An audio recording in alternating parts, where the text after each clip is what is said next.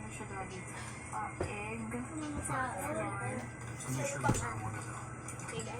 Marami po kami natutunan sa pagluluto po habang nandito po si Daddy. Dahil pag sa bahay po, about po sa life yung mas na-advise niya kuya. Kaya masaya po ako na may mga tips po siyang may bigay sa akin pagdating po sa pagluluto dito sa loob ng bahay niya. Sure, hindi ka masarap. Malakas yung primo.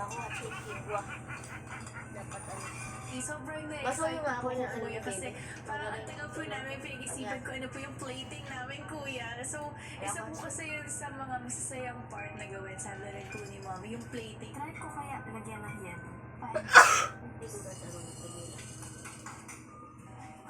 Sayang lang po kuya, nahinayang po kami kasi hindi siya umabot na mag-freeze po talaga. Naalala ko na. Dudurog siya.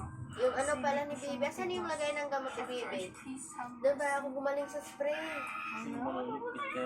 Nandun. Saan na? Laruan. Sila lang kanina eh. Inano nila yun sa ano. Yun, alaala ko. Yung spray lang na nagaling sa akin. Allergy lang ito eh. Sir George, ito po yung fungi cake. Hindi lang po siya mukhang cake at the moment.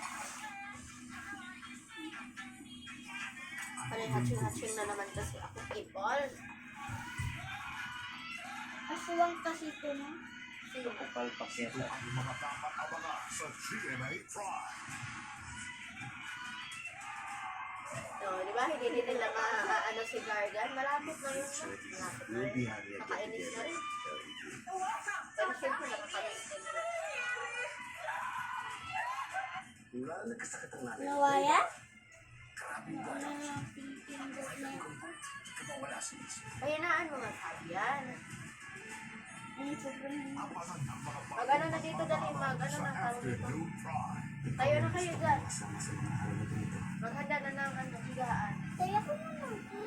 Salamat po sa inyo lahat. Abot ako hanggang dulo. Ayaw mo nang mag ano? Pakiramdam ko. Magdaglambing ni ate.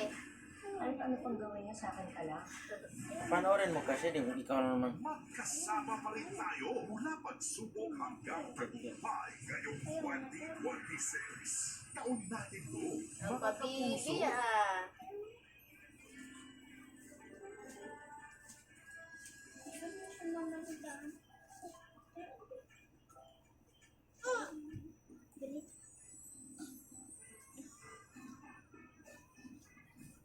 Mami, dali. Ito, ang dami na ako. Kumusta? Kumusta?